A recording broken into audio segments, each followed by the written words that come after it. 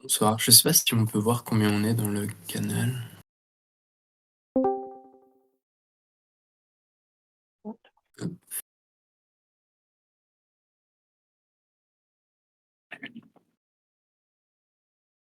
Ah oui, en scrollant en fait, tout simplement.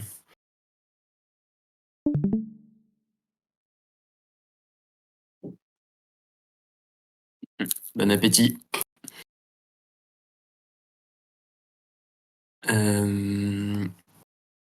Je sais pas si tu veux commencer, directement, Acariâtre ou si tu veux attendre un peu que tout le monde soit là? Est-ce qu'on se laisse, encore 3 minutes? 2 4 minutes? minutes? Ouais, Ouais, 4 minutes jusqu'à on 20h05, commence à 5 ça me quoi? va. OK, Ça me va. Ça permet à Alain de manger tranquillement. voilà. Il va mettre du gras sur son clavier. Non mais je viens tout juste de commencer les gars là. Tu as 5 minutes! Non. De toute façon, Cariat il va tout expliquer, et puis nous on va être là en mode oui, oui, oui, oui, oui, oui. Bon, j'ai rien compris. Oui, oui, oui, oui. Voilà, donc j'ai 1 heure au moins de oui, oui, donc. Pas moi. Pas du tout, pas du tout. C'est très interactif. Ah Donc, mince, merci. Mais j'ai quand même installé le logiciel, j'ai ouvert le truc, j'ai regardé, j'ai rien compris, j'ai tout refermé. Voilà. Ça a l'air compliqué, ouais. Exactement. C'est le principe. C'est cette Et idée-là, cette idée reçue-là qu'on va démonter. et est-ce qu'il fallait pas installer un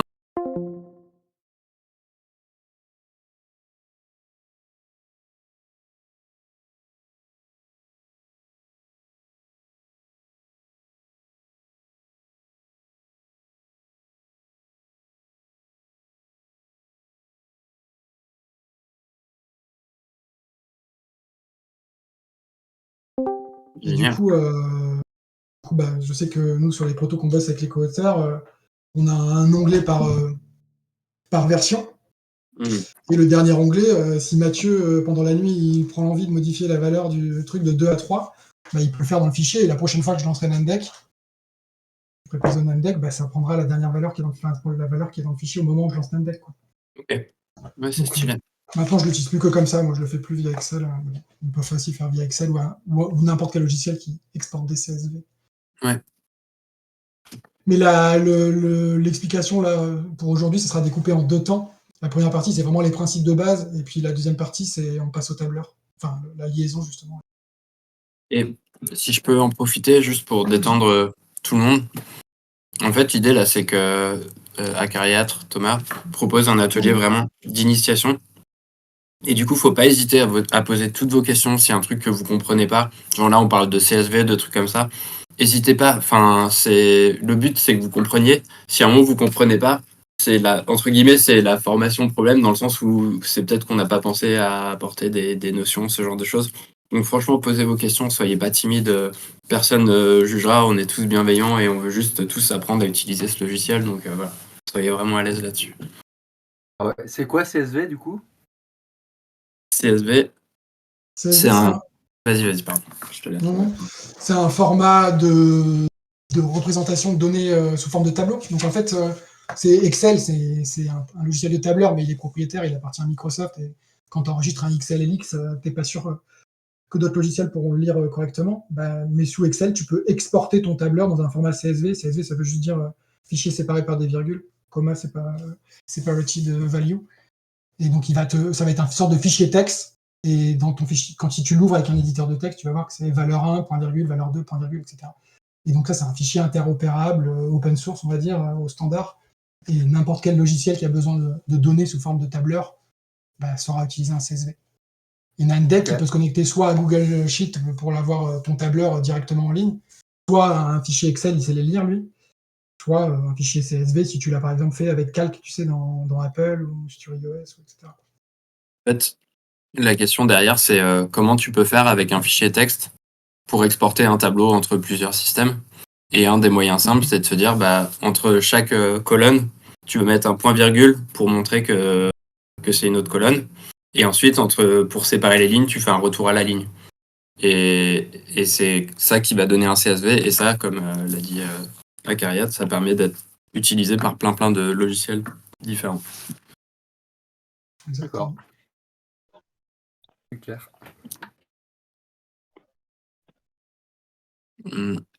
Je pense qu'on va bientôt pouvoir commencer. si ça te va, à Ah, Cariat. mais ça va, bien sûr, bien sûr. Est-ce que c'est normal que l'index soit obligé de l'ouvrir chaque fois l'exé depuis le zip que j'ai téléchargé? J'arrive pas à le mettre sur mon ordi. Oui, il existe qu'en exécutable. Si c'est ça ta question, je suis pas sûr d'avoir tout compris, mais il faut l'installer à chaque fois. Et moi, j'ai eu une alerte Microsoft la première fois qui m'a dit c'est un exécutable, j'aime pas ça, mais bon, ça change pas grand-chose, c'est un fichier Parfois, très le simple. mec, je sais pas, qui veut pas l'exécuter, mais bon. Tu peux pas l'exécuter? Oh là là. Ok. T'es sous Windows, c'est ça? Parce que moi, sous Windows, quand je l'exécutais, j'avais un message d'alerte de Windows. Et quand tu disais plus d'informations, il proposait l'option de l'exécuter quand même. Tu peux faire ça à chaque fois que tu l'ouvres, en fait, du coup. Pardon, j'entends pas très bien le son. Tu es obligé de faire ça à chaque fois que tu l'ouvres, du coup. De passer par là. Je crois que c'est que quand tu dois l'installer. Et une fois qu'il est installé, ensuite tu peux l'ouvrir normalement. Il sera pas installé, parce que ça restera un exécutable, mais il va te le demander une fois. Ah oui, ok. Donc à chaque fois que tu l'ouvres, peut-être. Non, il va te le demander une fois, après il Je sais retient. pas. Ah, mais Une je seule vais fois. prendre à chaque Ok. fois, alors. Bon, c'est pas trop grave, mais bon. Je crois que c'est une technique de Microsoft pour te forcer à utiliser le Leur store. mais- store, ouais, leur store, c'est ça, exactement. Donc l'idée, comme je disais, c'est d'avoir un petit atelier dans la lignée des ateliers que propose la LIF sur l'utilisation du logiciel Nandec. Comme l'a précisé Slam, ça va être très interactif, donc n'hésitez pas à poser vos questions en direct. En plus, on est en petit comité, donc le chat ou par votre micro, si on vous entend bien, il n'y a pas de souci. Je vais essayer d'être le plus pédago possible et de prendre mon temps. J'ai tendance à parler un peu vite, donc rappelez-moi à l'ordre si jamais c'est le cas, mais je vais faire attention. Et on va essayer, je vous ai mis, alors je ne sais pas si vous avez accès à l'historique de la conversation. Est-ce que vous voyez où le chat est? Il y a un petit fenêtre discussion dans ce chat vocal à droite. Est-ce que vous y voyez? Il y a déjà Michael, Alain, Alex qui ont parlé dedans. Est-ce que vous y avez tous bien accès? Ouais, ici. Et j'ai mis tout en haut la conversation. Je ne sais pas si vous pouvez en venir. Quatre liens. Notamment, il y a le support de l'atelier, si vous voulez déjà courir à la dernière slide. Il y a le logiciel et le manuel, mais normalement, vous l'avez déjà téléchargé sur le site. Le logiciel, c'était le fichier que vous avez téléchargé. Juste en dessous, il y a un lien référence qui contient le manuel utilisateur. C'est un gros PDF de quelques centaines de pages, donc je me doute bien que vous ne l'avez pas lu, mais ça peut parfois servir. Et le troisième lien, c'est un zip, si vous voulez, avec le code final et des images que j'avais fait, moi, pour un proto. Donc, il y a 6 ou 7 images dont on va se servir pendant l'atelier, mais que vous pouvez remplacer à la volée, c'est pas très compliqué, par vos propres images, si vous avez des images de proto avec lesquelles vous voulez travailler. OK? Yes, parfait.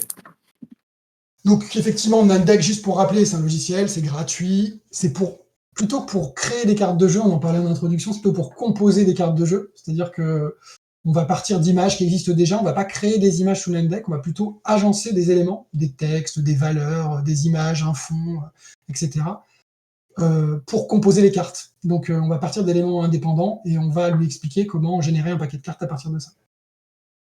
Il est disponible malheureusement que sous Windows, il a l'URL nandec.com et c'est un monsieur tout seul qui fait ça, je crois que ça fait plus de 15 ans qu'il a démarré et qui met à jour ce logiciel. Et il existe effectivement d'autres alternatives, hein. Il y a d'autres logiciels qui existent qui font exactement la même chose, mais Nandec c'est un des plus anciens et des plus connus par la communauté, on va dire. Mais les pros, ils vont utiliser des choses comme InDesign ou Express, etc. pour faire de la publication assistée par ordinateur. Oui, on peut dire effectivement que si jamais vous n'êtes pas sous Windows, vous pouvez toujours utiliser le logiciel Wine pour lancer un exécutable Windows. Comme c'est un tout petit exécutable qui ne demande pas beaucoup de ressources, ça ne posera pas de problème. Et donc avec Nandec, c'est exactement ce que je viens de dire, on peut construire des cartes de jeu en assemblant des éléments.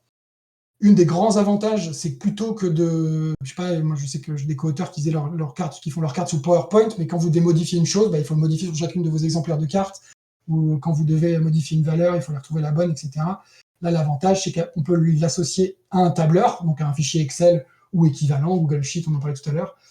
Et donc, à partir de là, une fois que votre Nandec a été bien paramétré, tous vos données sont dans votre tableur, vous n'avez plus qu'à appuyer sur « Générer mon paquet de cartes », pouf, il vous génère une nouvelle version. Et en plus qu'il vous génère, vous pouvez facilement l'adapter à vos propres besoins, c'est-à-dire soit faire un PDF parce que vous voulez imprimer vos cartes et les découper pour la prochaine fois que vous allez rencontrer un éditeur, soit faire des formats préparés pour Tabletopia, pour Tabletop Simulator, etc. Donc ça vous permet vraiment de piloter la façon, d'adapter ce que vous générez comme paquet de cartes, le format du paquet de cartes que vous générez à l'usage que vous allez en avoir. Tout Et- l'intérêt de l'informatique. Et juste pour compléter sur la logique en plus derrière Nandec, c'est une logique qui est exportable avec plein d'autres logiciels. Donc là, ce que vous allez apprendre aujourd'hui, c'est hyper utile parce que ça peut être réinjecté avec d'autres outils, quoi. Tout à fait. Une question? Non? Je pense pas. Si vous l'avez lancé tout à l'heure, vous avez vu que l'interface, elle peut paraître un peu austère. C'est souvent la première chose qui rebute quand on l'installe, ce que tu caricaturais tout à l'heure, Alain. Parce qu'effectivement, c'est très gris. Le principal qu'on voit, ça ressemble à du code, même si on verra que c'est du code ultra simplifié. Il y a plein de boutons sur la gauche. Pour être honnête, il y a la moitié des boutons sur cette interface dont je ne sais pas à quoi il sert, mais en usant les quelques principes de base, on gagne déjà un temps magistral et on peut déjà faire beaucoup de belles choses. Donc, il ne faut pas s'inquiéter. Et justement, le but de l'atelier d'aujourd'hui, c'est de regarder ça pas à pas ensemble pour que ça soit plus simple et pour que vous puissiez ensuite l'adapter à votre propre besoin. Ce que je vous propose, qu'on va faire, c'est je vais parcourir l'exercice avec vous. Je mettrai les petits textes, les petits morceaux de code à ouvrir. Mais donc, la première chose qu'on va faire, c'est d'ouvrir le logiciel Nandec. Ce n'est pas déjà fait sur votre PC. Comme je disais, par défaut, la majorité de l'écran, vous voyez bien mon écran? Ouais. Ouais, très bien. La majorité Oui. de l'écran, c'est un éditeur de code. Je vous invite tout de suite à enregistrer le fichier dans un dossier qui sera le dossier de l'atelier d'aujourd'hui. Quand on enregistre un dossier, un fichier, c'est juste un fichier texte qui contient tout le code de votre projet. Et c'est une extension .nde comme Nandec. Enregistrez-le, c'est toujours une bonne idée d'enregistrer le maximum. Désolé, mais c'est quel bouton pour enregistrer? Tu as à droite un save, ici, là, le 5e bouton à gauche, ou sinon CTRL-S. Oui. Moi, c'est gris, je peux pas le faire encore. Ah oui, faire as la première fois, peut-être. Si tu n'as pas de New Tab, peut-être qu'en haut, il faut que tu cliques sur Add New Tab, si tu n'as pas encore ouvert de fichier, quoi. Okay. Ah oui. Et dès que j'écris un truc, ça apparaît. Ok. Tu as des problèmes de son? De quelle nature? Tu n'entends pas très bien ce que je raconte?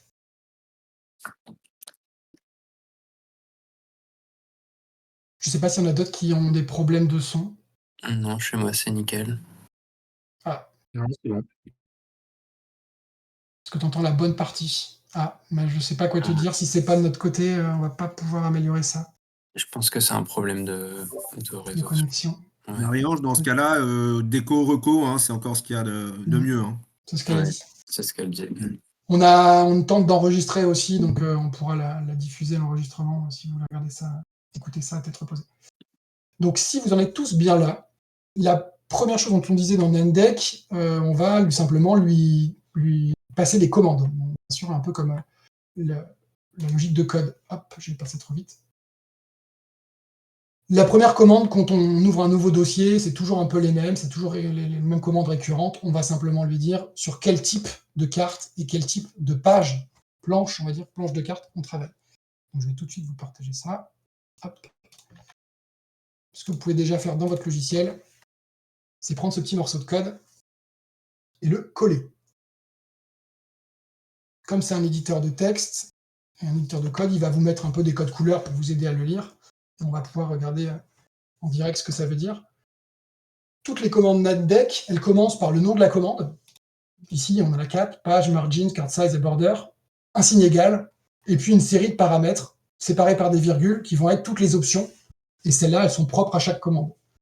La toute première chose que je peux vous dire, c'est que si vous regardez bien, là, si je me place sur la ligne où j'ai écrit page, en bas, c'est écrit en petit. Malheureusement, je n'ai pas réussi à l'agrandir dans mon navigateur, dans mon logiciel pour vous le montrer en plus grand. Et vous avez écrit page égale with, 8, orientation, landscape portrait, flag, etc., etc. Donc, il vous explique en direct quels sont les différents paramètres séparés par des virgules qu'on va trouver après le égal sur lequel vous pouvez intervenir. Si ça ne vous semble pas suffisamment clair, vous pouvez aussi, toujours quand vous êtes sur la ligne, appuyer sur la touche F2. Si vous appuyez sur la touche F2, ça va vous ouvrir une petite fenêtre, alors, toujours aussi moche, hein, ça ne va pas changer pendant l'exercice, où vous allez pouvoir, plutôt que de renseigner les trucs à la main, virgule, il va directement vous proposer de les remplir sous forme d'un formulaire. Donc là, il me dit, bon, bah, le premier paramètre, c'est la largeur. Oui, alors, il est en anglais. J'ai pas vu s'il existait, je vous avoue, je ne me suis pas posé la question. Je ne sais pas s'il existe des traductions du logiciel. Mais bon, ça reste de l'anglais assez basique. Mais bon, on a donc là, vous pouvez rentrer directement en centimètres, la largeur, la hauteur. Est-ce que votre page A4, elle est en portrait ou en paysage? Et puis, des flags qui sont un peu des options, on y reviendra, sur lesquelles des options que vous pouvez associer à votre commande. Donc là, la commande page, moi, j'ai mis l'option H et l'option V. Ça veut dire que j'aurai des marges à gauche et à droite et des marges en haut et en bas. Il va faire en sorte que mes cartes, elles soient le plus au centre possible de la page. Ok. Une fois qu'on est d'accord, on confirme. Et une dernière chose à savoir, quand on est sur une commande, si on n'en sait toujours pas assez, le manuel utilisateur de Namdek est intégré. Donc cette fois-ci, si vous appuyez sur la touche F1 sur la ligne, il va vous ouvrir l'extrait du manuel utilisateur relatif à cette commande. Donc là, à la commande page, il va vous expliquer en détail ce que je vous disais. Le premier paramètre, c'est la largeur, c'est en centimètres. Le deuxième, c'est la hauteur, c'est en centimètres, etc. etc. Donc vous avez vraiment, normalement, pas besoin de consulter le manuel. Et vous avez les infos ici, si jamais il y a des questions qui se posent sur comment l'utiliser. Ça vous va jusque-là? Yes. Donc, on a défini quelle était notre page, et ça va être super important, parce que dès qu'on va générer notre paquet de cartes, et ben on va vouloir, par défaut, là j'ai mis quelque chose propre à l'impression, un format A4 avec des marges de 1 cm de tous les côtés. Il va se baser là-dessus pour savoir quelle taille de PDF générer. Pardon, je me permets juste de poser une question. Est-ce que tout le monde a réussi à coller ce qu'a partagé Acariâtre dans le logiciel et a réussi à afficher les trucs avec F1 et F2? Ou est-ce que quelqu'un n'a pas réussi? C'est bon pour moi aussi. Yes, ok. Juste un check, parce que je sais que derrière l'écran, on voit pas si... Enfin voilà, faut pas être gêné. Désolé, Acariâtre. Non, très bien, t'as raison.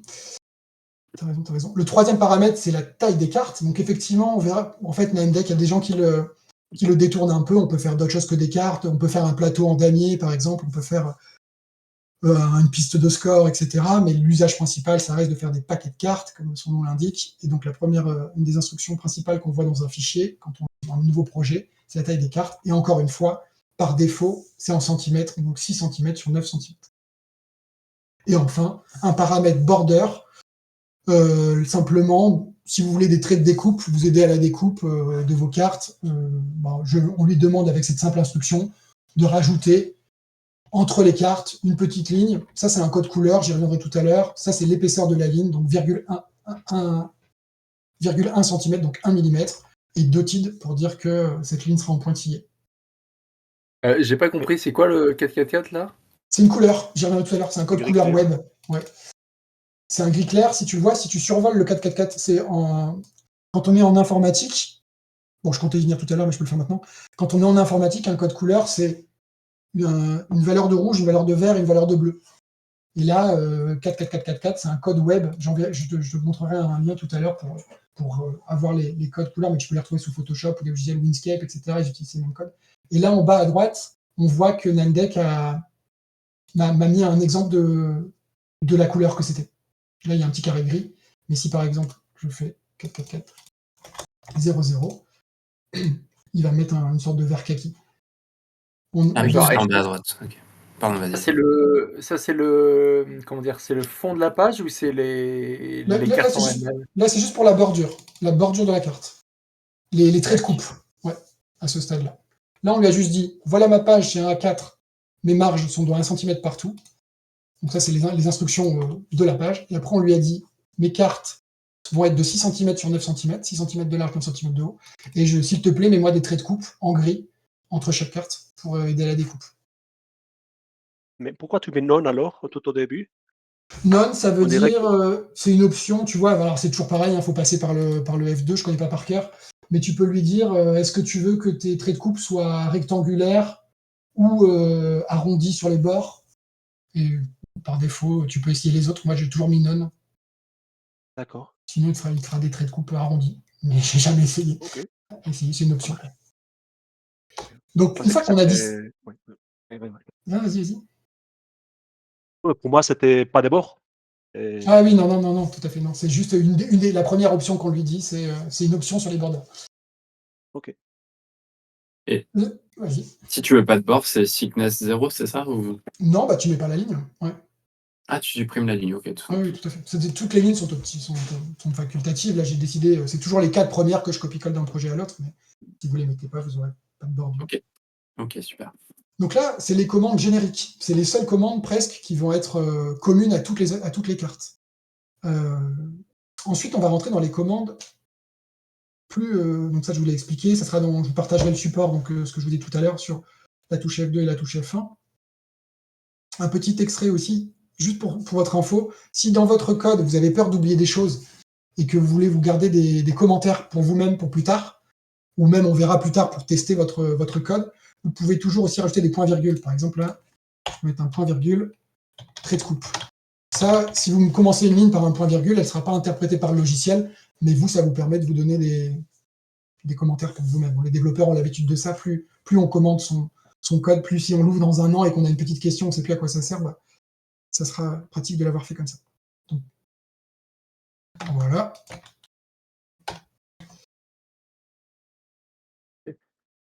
Après, J'avais vas-y. une coupure à un moment. J'ai pas entendu ce que c'était que portrait et HV. Ah, pardon. Hop. Je me remets sur la ligne, j'appuie sur F2. Portrait, je viens de dire que la page est un A4, 21 cm de large sur 29 cm de hauteur. Portrait, c'est juste pour dire, c'est comme dans les logiciels de mise en page, ça veut simplement dire si tu veux que tes cartes elles soient dans ton A4 quand il est posé en paysage, donc deux grandes lignes de cartes, ou si tu veux que tes pages dans ta carte elles soient dans une page en mode portrait. Donc la page avec la plus étroite que. Et HV, c'est deux options qui sont donc visibles ici quand tu appuies la petite fenêtre H2. Et ça veut simplement dire qu'il répartit les marges de manière équitable entre la gauche, la droite, le haut et le bas. Ah, d'accord. Donc tes pages, tes cartes se retrouvent le maximum centrées dans ta page. D'accord. Et quand tu parlais de trait de coupe, ça veut dire qu'entre deux cartes, il y aura 0,1 cm d'espace? Pas vraiment. Non, on fait un trait de 1,01, mais il va se superposer. Il va se superposer à la carte. Tu verras tout à l'heure, mais c'est pas. Il fait juste une bordure comme si par-dessus, il va redessiner des bordures. D'accord, parce que est-ce qu'une bordure est commune à deux cartes? Oui. Oui. Ok. Après, c'est pas vraiment un logiciel pixel perfect. Enfin, si c'est ça, on verra après. Là, c'est vrai que ce que je vais montrer aujourd'hui, c'est vraiment pour utiliser pour des cartes de prototype. Alors, ça peut être joli, Ah oui, c'est ce que je d'accord. dis. Mais si tu veux faire de la PAO finale et l'envoyer chez un imprimeur, je pense que pour vraiment un truc ultra professionnel, tu seras un peu limité. Notamment parce que sur les aspects colorimétrie et trait de coupe pour l'impression, il ne fera pas le paramétrage comme le ferait un InDesign professionnel ou etc. Je sais pas, je pense que c'est l'utiliser un peu trop loin pour son usage. Et en tout cas, c'est trop loin pour l'usage d'aujourd'hui, parce qu'on va pas rentrer dans une logique professionnelle là tout de suite. Donc ensuite, quand on va passer à d'autres types de commandes, qui sont les commandes où on va commencer pour de bon à générer nos cartes, parce que pour l'instant, on a juste démarré le projet. On a la même logique à chaque fois, on va avoir le nom de la commande, donc le nom de ce qu'on veut ajouter sur la carte, et une série, un signe égal, et une série de paramètres. Là, j'ai pris un exemple de l'ajout d'un petit texte sur des cartes. Donc, la première chose qu'on doit lui dire, c'est quel type de police on veut utiliser. Donc la police, on va lui dire, je veux utiliser du Verdana, il peut utiliser n'importe quel type de police que vous avez sur votre PC. Vous allez lui définir sa taille, vous allez définir sa couleur, toujours sous une forme de code hexadécimal comme pour les polices web. Et ensuite, ce qui va nous intéresser, je reviens tout de suite après là-dessus, mais ce qui va nous intéresser, c'est qu'on va dire je veux ajouter un texte sur ma carte. Et le premier paramètre dans la majorité des commandes, qui vient juste après le signe égal, c'est la plage de cartes qui sont concernées par cette commande. Autrement dit, quand je dis texte égale 1, n'importe quoi, et je dis qu'en fait, cette commande Nandeck, il ne doit l'appliquer que pour la carte numéro 1 de mon paquet. Et quand je lui dis texte égale 2-4, n'importe quoi, je dis à Nandeck, cette commande-là, toute cette ligne-là, tu ne dois l'appliquer que pour les cartes entre la numéro 2 et la numéro 4 de mon paquet. Je ne sais pas si c'est très clair, on va faire l'exemple tout de suite. Hop. Donc, je copie-colle mon texte, je vous l'ai mis dans la conversation. Donc, je lui ai dit qu'on allait utiliser une police Verdana. Si vous voulez en utiliser d'autres, comme d'habitude, vous pouvez faire F2 pour aller chercher une police sur votre navigateur. Il vous aide à trouver la bonne. De taille 14, en noir. Et ensuite, avec la ligne d'en dessous, je lui ai dit, sur ma carte 1, et uniquement sur ma carte 1, c'est pour ça que j'ai mis texte égal 1, je veux que tu ailles mettre le mot perso. Et ensuite, je vais préciser, on y revient après, les positions sur lesquelles je voulais voir le mot perso. Et sur la ligne d'en dessous, j'ai mis texte 2-4. Donc je lui ai dit sur les cartes 2, 3 et 4, donc ça ne concerne plus la carte 1, ça concerne les 3 cartes suivantes, je veux que tu mettes le mot objet. Et si jamais je veux que ça soit sur la carte 3 et la carte, mais pas la 4, concrètement, comment je l'écris? Ou alors, est-ce que c'est pas juste plus simple de faire un copier-coller et faire 2 lignes de... Si, déjà tout à fait. La solution, effectivement, si tu veux un texte 3, je crois pas que tu puisses lui dire 3 et 5. Ouais, 3 et 5, je sais plus. Je t'avoue, je sais plus. Une virgule, non? 3,5. Mais non, parce que la virgule, il va la comprendre comme le passage au paramètre suivant. Là, c'est ça. Le point virgule, c'est pareil, il va pas l'accepter. Donc, Si, tu peux les mettre entre guillemets, pardon. Tu peux les mettre comme ça. D'accord. Ok. Bon, voilà. Merci. Donc la touche F2 toujours, très pratique. Donc si là vous avez bien suivi, on va avoir un paquet de cartes avec une carte écrit perso et 3 cartes écrit objet. Pour savoir si j'ai bien fait ce qu'il fallait, en colonne de droite, vous avez d'abord les boutons pour sauver, etc. Et vous avez 3 boutons qui sont essentiels, qui sont Validate Deck, Build Deck et Print Deck. Donc c'est vraiment là où NetDeck rentre en exécution. Vous pouvez cliquer dès maintenant sur Validate Deck. Ce que ça fait Validate Deck, c'est juste que NetDeck lit votre code et essaie de voir s'il y a des incohérences, des trucs qu'il ne comprend pas. Alors il peut vous dire qu'il y a des commandes que vous utilisez dont il n'a jamais entendu parler, il peut vous dire qu'il y a des paramètres qu'il ne comprend pas, ou il peut vous dire que vous faites appel à un fichier Excel ou à des images qu'il n'a pas retrouvé. Donc il va vous dire tout ce qui l'empêche de générer correctement le deck. Si normalement vous appuyez sur Valid Deck et vous avez copié exactement le même code que moi, vous allez avoir une instruction en bas qui dit Deck valide, ce qui veut dire qu'on peut passer à la génération du deck. Donc on appuie sur le deuxième bouton. Vas-y. Pas pour moi en tout cas. Qu'est-ce qu'il dit? Il me dit que c'est invalide. Et est-ce qu'il précise en dessous les... Invalid floating point opération. Et après, tout en bas, il y a marqué label OK. Et ouais, il y a pas mal de lignes. Ouais. Attends, je te copie tout ça. Essaye de copier exactement ça et voir s'il te dit un problème. Ok. Je vais tout effacer du coup. Sinon, il faut qu'on rentre dans le détail. On pourra regarder ensemble si tu as vraiment un problème. Là où il y a une erreur de frappe ou quelque chose. D'accord. Est-ce que ça a marché chez les autres? Ouais. Ouais. Ok. Est-ce que ça a marché chez toi? Faut taper où déjà? Validate Deck à gauche. Deck. En dessous de Exit Programme. Le 7e bouton dans la colonne de gauche, tout à gauche. Ouais. Alors là, je tape Valid Deck et puis il se passe rien. C'est écrit Deck valide au-dessus de la petite zone de commentaires en bas. C'est ça. Ouais, c'est ça. Donc c'est bon, c'est qu'il devait y avoir une erreur de frappe cachée quelque part. Ouais. Donc une fois que vous avez fait ça, vous pouvez appuyer sur Build Deck. Et là, vous allez avoir en bas à gauche la petite ligne de chargement qui va se faire. Qui va vous dire, il va juste au-dessus, vous allez voir que maintenant, votre deck, il est considéré comme ayant 4 cartes. De 1 à gauche à 4 à droite.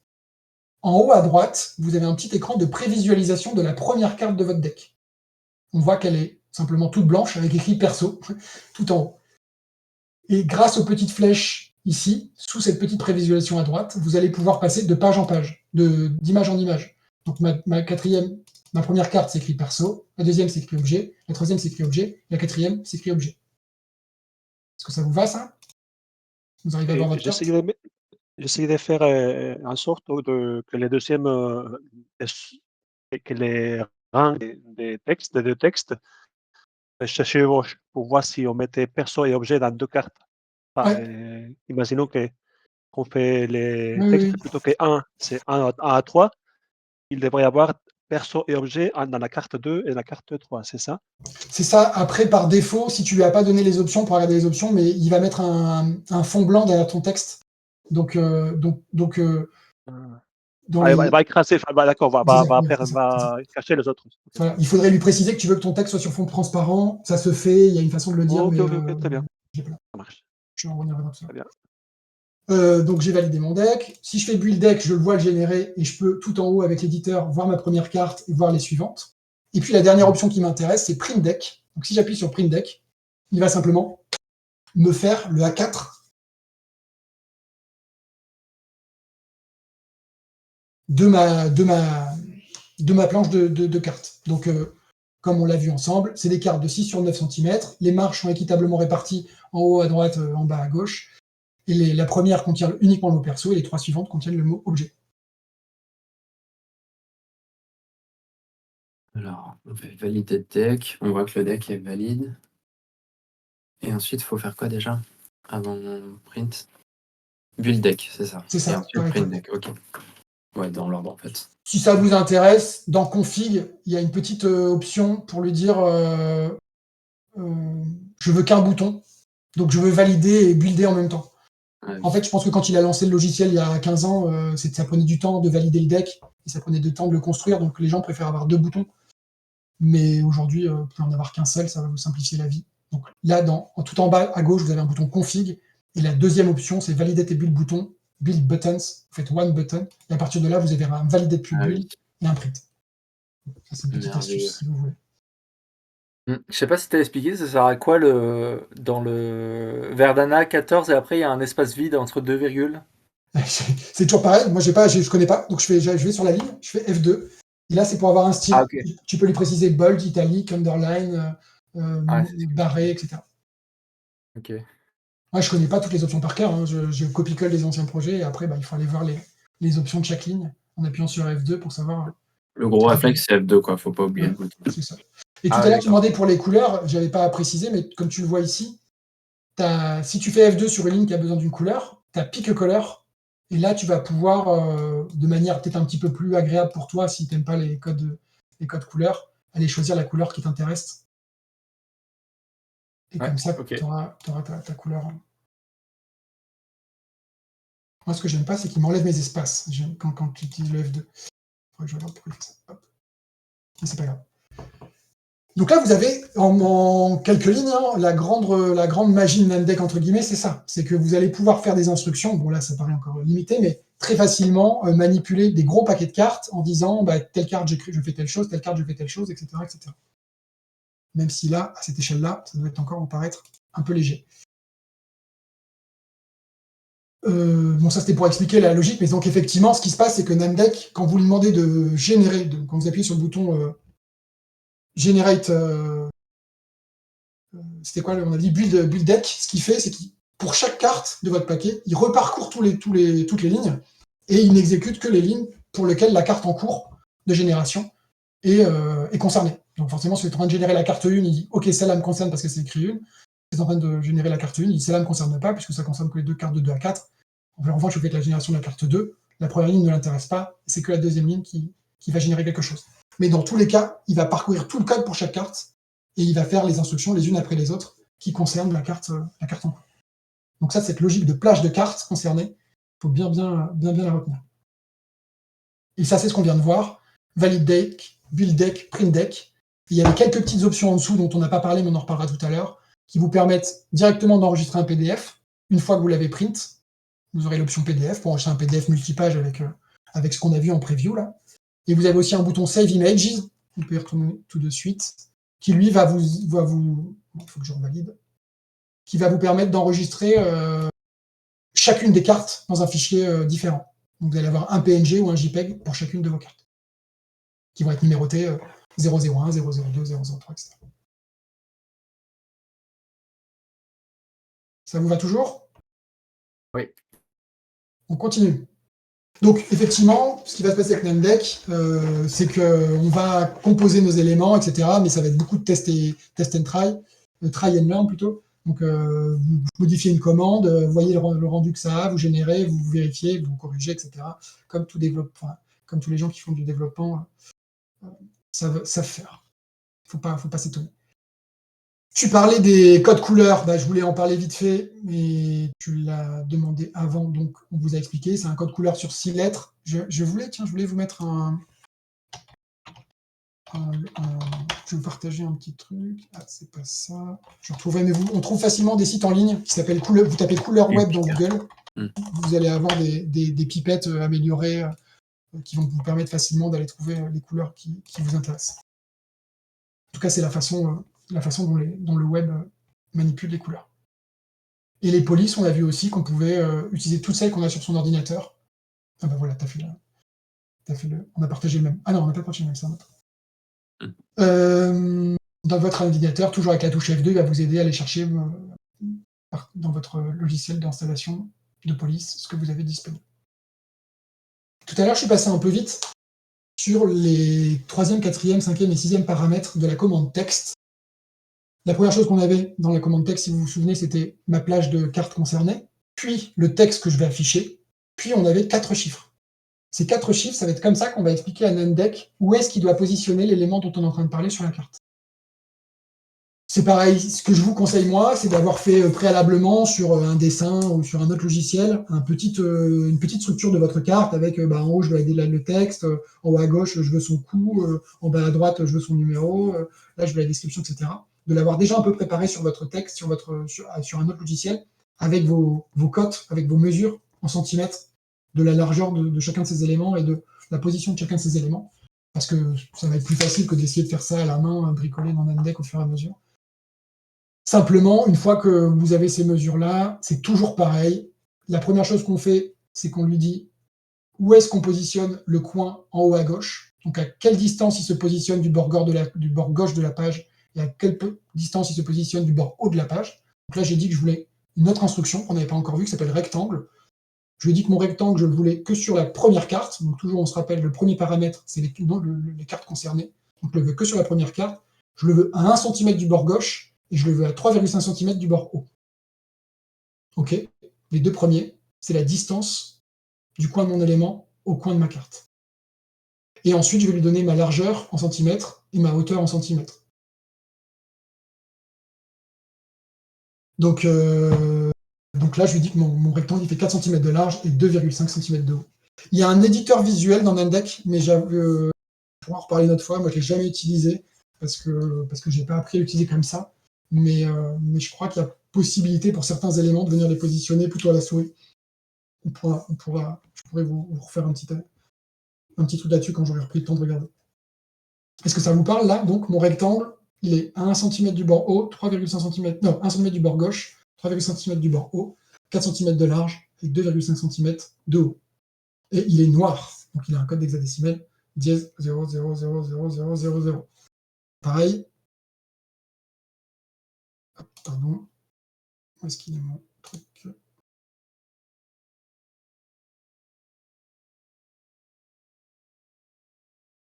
vais vous coller ça dans la conversation.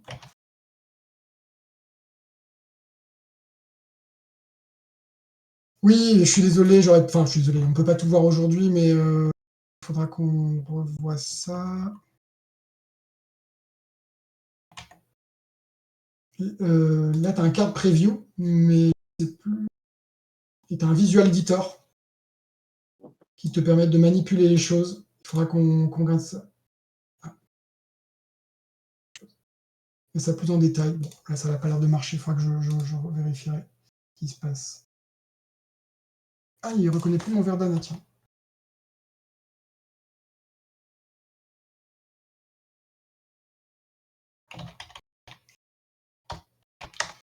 Bon, c'est pas grave, je vais supprimer ces deux lignes-là. Et vous avez donc le rectangle. Si vous voulez le coller. On régénère le deck, on l'affiche, et maintenant je vais lui demander d'afficher un rectangle sur la carte 1 uniquement, aux dimensions qu'on a précisées juste avant. Ah oui, pourquoi?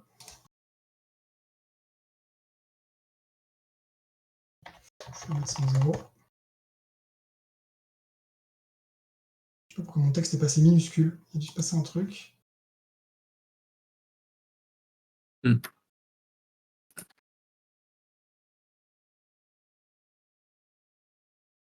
Non, c'est bon.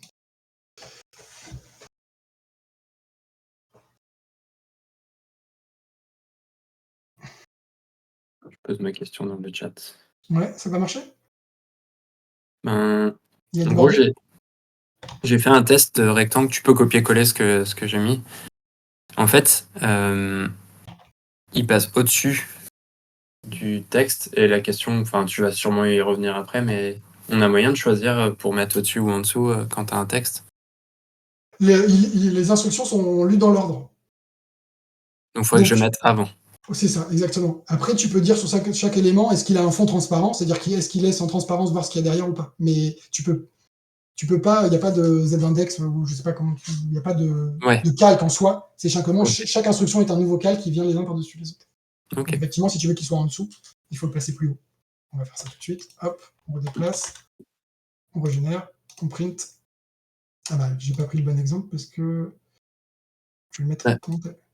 Ouais, j'avais fait le test justement et j'ai vu qu'objet prenait toute la place, mais c'est parce que objet il a un Il a un fond, fond c'est ça? blanc, c'est ça, il a un fond blanc, et je sais plus comment on l'enlève. Hop, F2. ouais. Mais on verra tout à l'heure, j'ai une autre façon dans les textes, je ne les fais pas avec cette instruction-là.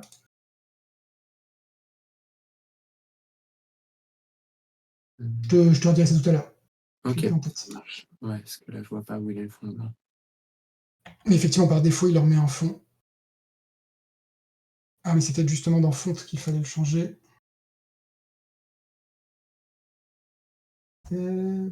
Transparent. Là, dans la commande fond qu'on a mis juste au-dessus, il faut rajouter quelqu'un me demandait tout à l'heure pourquoi il y avait un espace vide. Il faut rajouter le T. Le T, il dit juste que ça va, le texte, il va venir sans Ah oui. fond. Et dans ce cas-là, bah, tu vois que ton rectangle est bien. Enfin, on voit le rectangle à travers le texte. Ok. J'essaie. C'est la commande font qui donne les instructions à comment doit s'afficher le texte. Ah yes, stylé. Merci. Mais je pourrais le rajouter là. C'est bon pour vous les positions par rapport au coin en haut à gauche et les positions largeur ah oui. Et autre chose que j'ai dit, par défaut c'est des centimètres. Après on peut aussi plutôt décider de faire des pourcents. Et si on fait des pourcents, 100%, 20%, etc., ça va toujours être par rapport à la largeur et la hauteur de l'image, de la carte. Pardon. Donc si je lui dis là, texte 1 perso 00, ça veut dire qu'il est tout en haut à gauche. Donc il est vraiment, mon texte il est calé tout en haut à gauche. 100%, ça veut dire que le rectangle qui contient mon texte, il occupe 100% de la largeur. Et 20%, ça veut dire que le rectangle qui contient mon texte, il occupe 20% de la hauteur de la carte. Et après, center, pour dire, à l'intérieur de tout ça, bah, mon texte, il est parfaitement centré verticalement et horizontalement. Avant, j'utilisais beaucoup les pourcents parce que je m'étais dit, tiens, si un jour je veux dire, bah, finalement, mes images, mes cartes, elles sont plus de taille 6/9, mais de taille 6/8, et bah, j'aurais rien à changer comme taille. Tout sera recalé à la volée. En réalité, vaut mieux se partir sur une taille en centimètres maintenant avec l'expérience de taille de carte que vous ne changez pas parce que vos calages ils seront plus simples à calculer sur votre petit dessin que vous avez fait à côté en centimètres ou dans un autre logiciel en centimètres qu'en pourcentage. Mais bon, ça reste chacun comme il veut. Est-ce que vous avez besoin qu'on fasse un petit rappel des troupes ou c'est bon pour tout le monde à ce stade? Vous n'avez pas l'impression que vous êtes fait embarquer? Pour moi, c'est bon. Je voulais juste demander, est-ce qu'il va y avoir un enregistrement de la vidéo justement pour repasser sur les points qu'on a trouvé intéressants ou pas? Oui, oui. Elle est enregistrée et puis je partagerai le support. Et après, j'ai fait un long tutoriel sur mon blog que je repartagerai aussi. Qui reprend un peu la même structure. Donc. D'accord. Et puis je pense que ce qu'on fera, c'est que sur le Discord, on mettra un petit fil dédié dans l'atelier échange de savoir pour échanger des bonnes pratiques. On va passer à une autre question. Non, c'est bon. Je confirme. Je disais qu'il y avait d'autres façons d'écrire des textes. Là, si vous faites des textes comme ça, vous allez être assez vite limité en termes d'options et en termes de mise en forme du texte. C'est-à-dire que là, bah, vous pouvez mettre du texte, mais vous ne pouvez pas mettre du gras, pas mettre de l'italique, etc. Enfin, vous pouvez décider que tout votre texte est gras, mais vous ne pouvez pas dire c'est une description et dedans, il y a certains mots que je veux mettre en couleur ou en exergue, etc. Donc, il y a une façon de faire du texte qui est un peu plus riche, qui est de faire du texte avec des balises HTML. Alors, pareil, il ne faut pas que ça vous fasse peur. c'est presque avant on disait font et puis on disait texte comme instruction, là on utilise HTML font et HTML texte. Donc HTML font, la différence qu'on va avoir, c'est que une fois pour toutes dans votre code, vous allez pouvoir dire tous les titres, par exemple, c'est moi qui décide d'appeler ça titre, vous allez faire une référence, c'est-à-dire je crée un nouveau style de texte, je vais l'appeler titre, et tous ces titres seront en Verdana, en rond pour taille 10, 12, les options qu'on a vues tout à l'heure seront en noir et seront center. Et partout ailleurs dans votre code, vous allez pouvoir utiliser HTML texte pour dire je veux afficher du texte et faire référence à titre pour dire va bien chercher les instructions de police qu'on avait définies préalablement. Là où font et texte, j'en ai peut-être pas parlé, mais si vous voulez, avec font et texte, changer de police, il faut refaire une instruction. C'est-à-dire que à chaque fois que vous voulez changer, par exemple, de police, par exemple, ça, je vais l'écrire en comics sans MS, il faut faire appel à une fonction font. Et si après, je veux réutiliser la même qu'avant, il faut que je le remette, etc. Le texte, il prend toujours la dernière valeur de font. Alors qu'avec cette nouvelle instruction HTML font, HTML texte, une fois pour toutes dans votre code, vous allez lui dire voilà à quoi doivent ressembler les titres. Et après, dans tous les textes répartis n'importe où dans votre code, vous allez pouvoir dire utilise-moi le style titre. J'espère que je suis clair. C'est pas le cas. Là, je vais un peu décrocher au niveau de. Parce que quand tu mets HTML font, c'est pour tout ce qui. Là, tu mets titre, donc il va falloir marquer le titre avant. Par exemple, ligne 1, titre, et comme ça, on sait que l'écriture va être. C'est le dernier, c'est là. Ouais. Tu veux partager le code pour qu'on teste, ça aidera peut-être à comprendre. Je l'ai pas mis Repart, si. Je l'ai pas vu. Merci.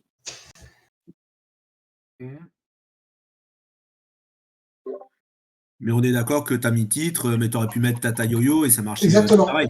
C'est toi qui décides ton. C'est juste tu crées tes propres catégories et après, à chaque fois, tu fais référence à ces catégories pour dire bon, bah voilà, ok. C'est ça. Utilise tel ou tel truc. Ouais, ok, ça va, c'est clair. Là, je lui ai dit une fois pour toutes dans mon truc, je vais lui dire mes titres, ils sont en comics sans MS de taille 18 et en noir, alors que mes textes core, ils sont en Verdana 12 et ils sont en gris. Et juste, j'avais une petite question, même si je pense connaître déjà la réponse. On est d'accord que après, si je lui dis bon bah voilà, je mets telle description à tel endroit, nanana, lui il va pas checker si tu débordes de la carte. Donc si jamais t'es trop long, c'est à toi de surveiller. On est d'accord. Oui, c'est tronqué. Il y a des paramètres, mais il faut que tu les regardes. Mais il va soit te les tronquer, soit il va faire en sorte de dépasser la hauteur.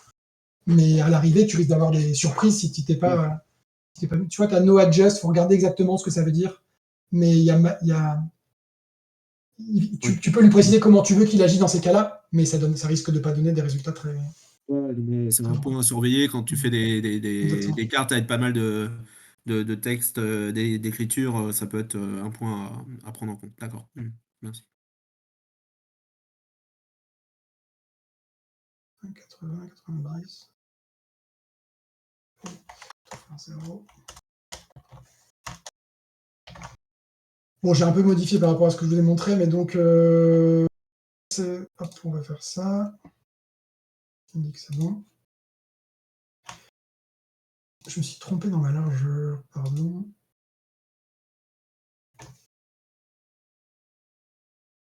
Donc, l'avantage de HTML font, c'est de 1 que vous définissez une fois pour toutes, quelque part dans votre texte, dans votre code, tout ce dont vous avez besoin comme style pour vos textes, et après, à chaque fois que vous allez utiliser HTML texte, vous allez faire référence à ce que vous avez défini plus haut comme style de texte. Donc c'est un peu plus propre en termes de gestion. Et le deuxième gros avantage, c'est que vous pouvez, dans votre texte, utiliser des balises HTML. Alors, je ne sais pas si vous les connaissez, les plus simples, c'est balise donc inférieur B supérieur et puis inférieur / B supérieur, pour dire ce que je mets entre le B et le B et le /B, ça va être affiché en gras. Donc on le voit dans ma prévisualisation là en haut à droite, un gros bonhomme tout mou, le gros il est en gras. Et on peut décider un gros bonhomme tout mou. Il faut connaître les balises, je vous les partagerai, j'aurais dû le mettre dans mon doc, je ne l'ai pas mis. Tout mou, si on encadre par des U, il va souligner. Donc un gros bonhomme tout mou, le tout mou est souligné.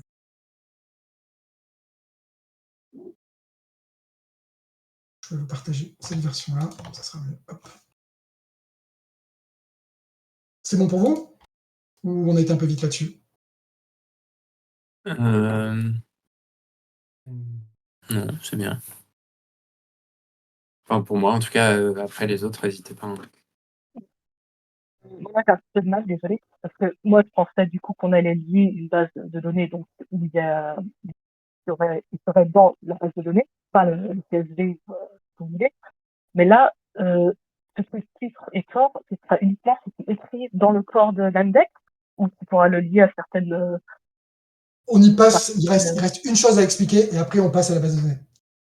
Là, c'était vraiment pour expliquer la façon dont les instructions étaient faites, mais effectivement, tout à l'heure, ce qu'on va faire, c'est qu'on va enlever tous ces textes-là, là, et on va les remplacer par des appels en disant va chercher à tel endroit dans mon fichier Excel, etc. etc. Et comme ça, on va pouvoir générer 54. Et je voulais déjà que vous ayez bien compris le principe des commandes globales. Et des fois, ça peut servir. Moi, par exemple, il n'y a pas longtemps, j'ai fait un prototype où il y avait 40 jetons, 10 qui étaient d'un certain type, 10 d'un certain type, 10 d'un certain type. Bah, il suffisait de faire finalement avec sans base de données, juste en disant fais-moi une image pour les cartes 1 à 9, une autre image pour les cartes 10 à 19, une autre image pour les cartes 20 à 39. Bah, en 3 lignes, il m'avait généré un A4 comme je voulais avec tous mes jetons. Donc, dans certains cas, ça peut quand même sans base de données, ça peut déjà être utile. Et donc justement, la dernière instruction que je voulais voir avant qu'on passe au tableur, c'était les images. Donc ce que je vous recommande là tout de suite, c'est d'aller mettre une image dans le même répertoire. Enfin, moi je les mets dans un sous-répertoire image, mais dans le même dossier que celui où on a créé, où vous avez enregistré tout à l'heure l'exécutable. Et dans ce répertoire image, bon, je vous avais partagé tout à l'heure si vous voulez, mais sinon allez chercher une image sur le web, ça y marchera tout aussi bien. Prenez le nom d'un fichier et on va coller cette petite instruction qui dit tout simplement, vous connaissez la logique, sur la page, sur la carte 1 et uniquement sur la carte 1, tu vas m'afficher une image. Et cette image, tu vas la positionner à 15% et 20% du coin en haut à droite, en haut à gauche, pardon, et elle va faire 70% de large et 50% de la largeur totale, 50% de la hauteur totale. Et après, deux petites instructions. Le 0, il veut juste dire que l'image n'est pas tournée. On peut mettre un angle ici entre 0 et 360 pour faire une rotation sur l'image. Et après, tout un ensemble d'options. Celle qu'on utilise par défaut le plus souvent, c'est PN. N, ça veut dire que le fond est transparent. Si l'image, vous êtes un PNG avec fond transparent, bah, il laissera voir ce qu'il y a en dessous. Et le P, ça veut dire qu'il ne la déforme pas. Même si par hasard, vous avez une image qui fait 4 pixels sur 2 pixels, mais vous avez ici indiqué un rectangle qui fait 4 pixels sur 4 pixels, il ne va pas déformer l'image pour qu'elle prenne exactement la taille. Il va s'arranger pour que l'image prenne le maximum de taille dans ce rectangle sans être déformée. Donc si je reviens à mon logiciel, je copie-colle ici, je valide. Alors là, bon exemple, il me dit, vous l'avez vu tout à l'heure, j'ai appuyé sur valide plus build, et il m'a dit, dans le petit commentaire en bas, désolé, je ne connais pas l'image perso.png. Il m'a fait une petite fenêtre d'alerte. C'est là où c'est important de valider d'abord, parce que c'est là où il vérifie qu'il est capable de générer votre paquet de cartes. Donc, je me suis trompé d'image, j'ai pris. On va plutôt mettre avatar 1930png. Donc si vous avez pris le même que moi, je vous remets la bonne instruction. Et cette fois-ci, je valide, je build et j'affiche. Et attends, comment il sait où prendre ton image? Il apprend dans le même dossier que ton exécutable. Ou dans un sous-dossier, si tu mets un. Là, j'ai mis. Va me chercher dans le sous-dossier de mon exécutable, IMG. Alors, je pense que tu peux mettre des chemins absolus, hein, C, 2 points, / mais par défaut, moi, je mets un exécutable Nandex dans chacun de mes projets. Et dans le Nandex ou dans mon fichier Excel, on verra tout à l'heure, je fais référence à l'endroit où se trouve l'exécutable. Ça vous parle ou pas? Je suis pas sûr d'avoir un fichier. Enfin, je sais pas où est ce fichier du coup. Lequel? Bah justement, où est enregistré ton image, je sais pas moi où est-ce que je. Tout à l'heure, pour lancer Nandex, tu as cliqué sur un fichier. En fait, la question, c'est ton exécutable. Ouais. En fait, la première question à te poser, c'est à quel endroit est ton fichier que tu utilises pour lancer Nandex. Le point .exe. le point Ok. .exe. Et dans Ouais. ce dossier-là, il faudra que tu crées un dossier qui s'appelle image, IMG, avec les images dedans. Ok. Tu vois, moi, le monde exécutable, il est là, index.exe, et quand je l'exécute, et que je lui dis appelle une image, il regarde là où il est, lui, l'exécutable, où il se trouve, où il est, et il cherche l'image par rapport à là où il se trouve. Et comme je dis, va chercher l'image dans le répertoire IMG, et elle s'appelle Acariat Avatar 1900.png, et dans ce Ouais. dossier où est l'exécutable, il y a un dossier IMG, et dedans, il va chercher l'image Acariat Avatar 1900.png. Ok. Est-ce que ça marche? Est-ce que vous avez réussi à le faire avec votre propre image?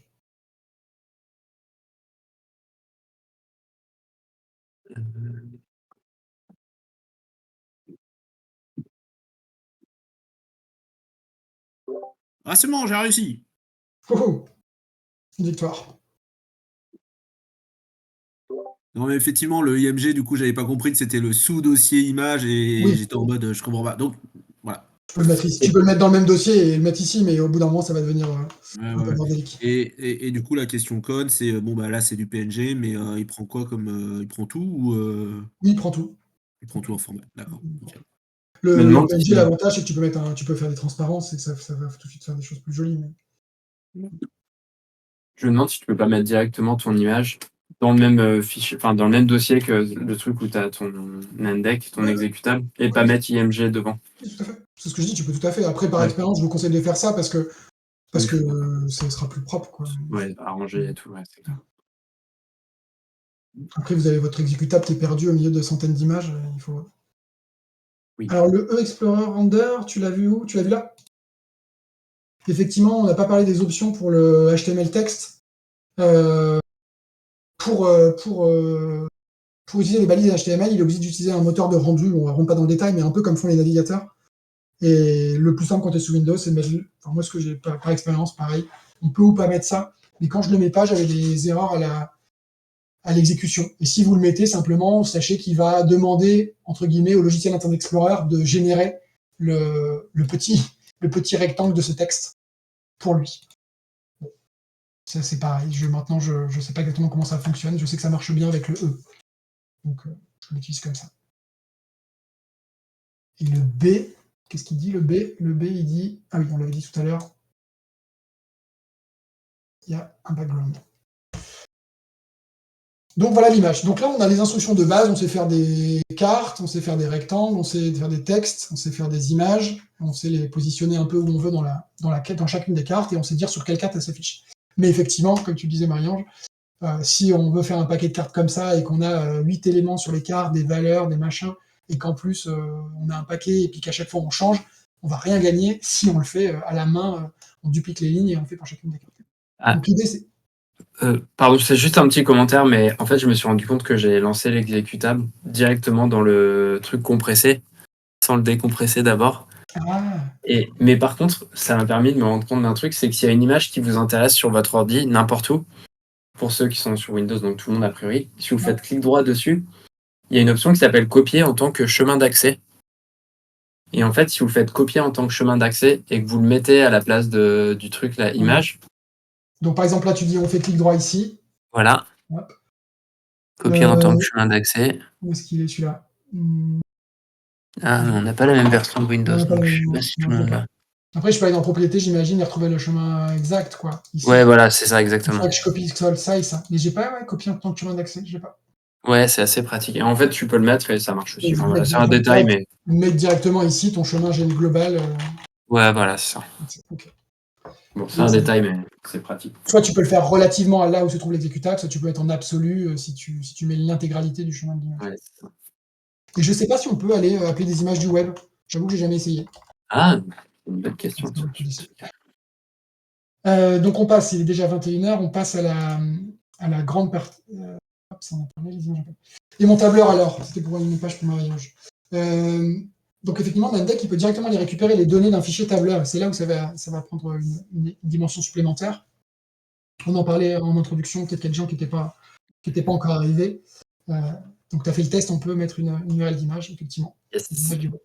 En direct. On peut donc soit utiliser un logiciel Excel, soit utiliser un autre logiciel comme Calc sur macOS, etc., pour pour générer un fichier, comme on en parlait tout à l'heure, CSV, donc une sorte de format tableur standard, soit encore plus, et c'est un peu ce qu'on va essayer de faire aujourd'hui avec vous, si vous avez un compte Google, voilà, vous allez utiliser celui que je vais vous partager, directement mettre mes données dans une page, dans un tableur Google Sheet, et à la volée, demander à Nandeck d'aller chercher toutes les informations pour composer la page dedans. Hop. Alors, je vais vous montrer rapidement comment ça fonctionne. Hop, où est-ce qu'il y a mon écran? J'ai préparé dans... alors, est-ce que je vous ai partagé le lien? Oui, j'avais mis le lien tout en haut de la conversation dans Discord. Mais donc, je vous ai partagé un fichier que moi j'ai déjà fait, où j'ai simplement expliqué à Nandeck comment était composé mon paquet de cartes. Donc, on va revenir un peu dans le détail, mais simplement, il y a chaque ligne, c'est une carte différente. Il y a le pirate, il y a le viking, il y a le privé, il y a le gentleman, etc. Et en colonne, on a tous les éléments qui vont composer ma carte. J'ai des cartes de couleurs, j'ai une description de ma carte, j'ai un coût en PV, j'ai des points de vie, ou des points de victoire, j'en sais rien, un coût, on y reviendra tout à l'heure, et une image. Ce fichier, Google, donc soit vous pouvez utiliser celui-là, ça ne me dérange pas, il est fait pour ça. Hop, il est en lecture seule. Soit vous pouvez faire le vôtre de fichier Google et l'intégrer à votre petit exercice du jour. La simple chose à savoir, c'est que pour Nandeck ait le droit d'y accéder, il faut cliquer tout en haut à droite dans Partager, et ensuite il faut choisir l'option que tous les utilisateurs qui ont un lien, au départ par défaut il sera en limité, il faut ouvrir ici tous les utilisateurs qui ont le lien et dire qu'ils sont lecteurs, et après faire OK. Ça veut dire que maintenant, n'importe qui a l'URL, comme celle que je viens de partager sur le Discord, peut accéder à ce tableur en lecture seule, et Nandeck, parmi des autres, sera capable de venir le lire. Une fois que vous avez fait ça, dans l'URL de ce fichier, il faut récupérer le code unique, l'identifiant unique de ce fichier selon Google, et il se trouve ici. Il se trouve entre le /d et le /edit. Alors, c'est un peu plus visible. Ici.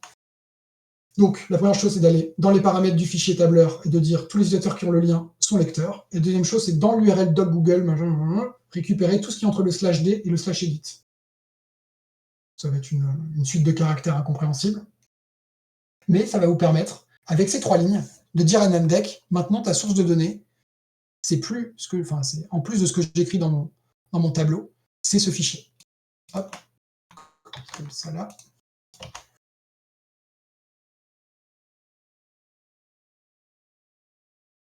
Donc je vais ouvrir. Je vais garder uniquement, je vais enlever tout ce que j'avais mis, et je vais garder uniquement. Et ça se met tout en haut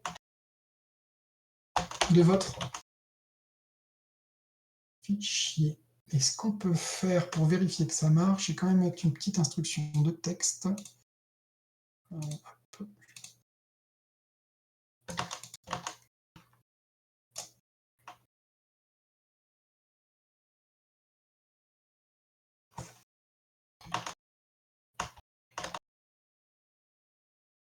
vais partager ça dans un instant. Voilà.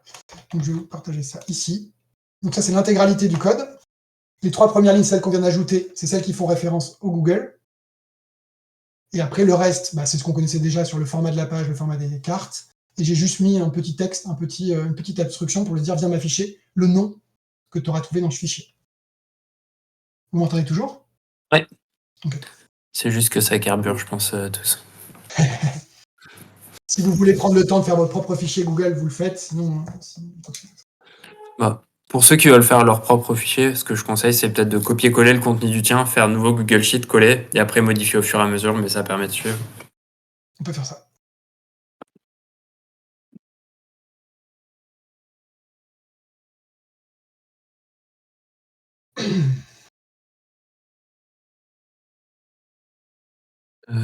Ah oui, et peut-être, j'étais en train de me dire, parce que moi j'avais commencé à personnaliser la carte et tout, mais en fait là on peut faire new tab, add new tab, pour faire un nouveau projet, et ça permet de pas perdre ce qu'on a fait sur celui d'avant peut-être. Ah oui, simplement faire une table, copier-coller et enregistrer dans un autre nom de fichier si vous voulez pas perdre. Ouais. Là en haut, vous pouvez ouvrir un nouveau, ou même new deck ici. Hop. Yes. Ou new tab. Et juste, pardon, désolé, après j'arrête avec les hors-sujets, mais en termes de timing, je sais pas si je crois pas qu'on avait communiqué sur une heure de fin. Il me semble qu'on a, Lumière, ouais, on a établi sur 1h30 à peu près, Mm. en espérant que ce sera OK pour tout le monde. Est-ce que ça donne quelque chose déjà, ce petit tableur?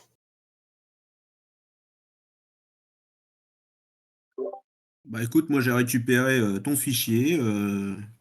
Donc je vois le pirate, je vois le viking, Ok, le gentleman. c'est Enfin, plutôt voilà. bon signe. Ça marche, clairement Plutôt ça bon marche. signe. Les autres, vous confirmez?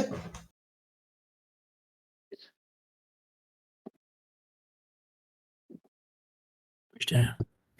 Moi, j'en suis toujours au stade de j'arrive pas à trouver à mettre mon image dans le texte. Donc, là, j'avoue que.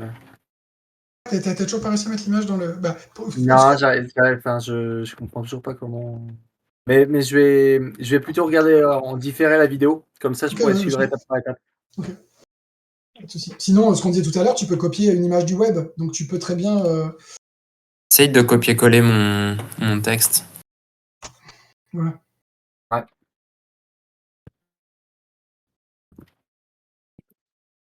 Ok. Et normalement, ça doit marcher.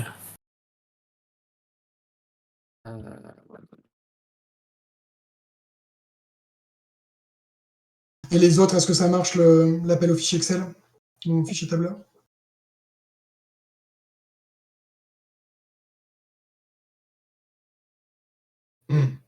Ça n'a pas l'air. Est-ce que quelqu'un n'arrive pas à afficher avec le code d'Acariat?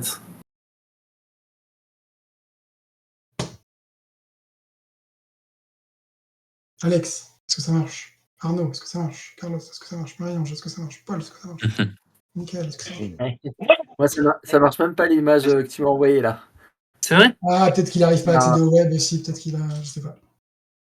Pour non, l'image, il faut peut-être redémarrer le Nadec parce qu'il fallait valider quelque chose, c'est ça? Non, normalement pas. Hein. C'est un nouveau Nadec. Ah ouais, parce que quand je vais build, je vois une image d'un chat là. Ouais, c'est ça.